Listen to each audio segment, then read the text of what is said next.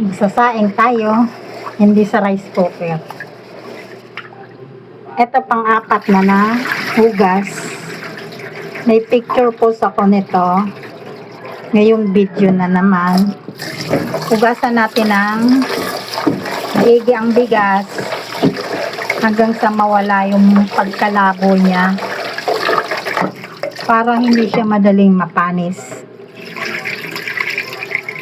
Tapos minsan, pag 4 kilo ka bumili, magabok talaga siya. Kaya kailangan hugasan mo siya ng maigi. Sabawan mo na siya ng tama. Tama lang.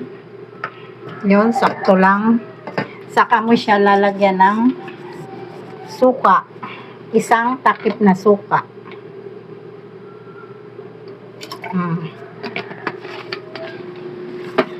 Ang purpose ng suka na nilagay natin ay para hindi siya kaagad mapanis.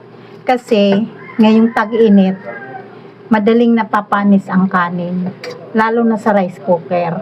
Kasi matubig siya. Kaya pag nagsasaing ako, karamihan na pagsasaing ko dito sa kalan.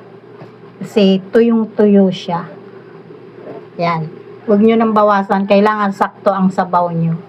Para hindi mo na siya mabawasan at hindi mawala yung suka na nilagay natin. Pangontra sa panis. Thank you!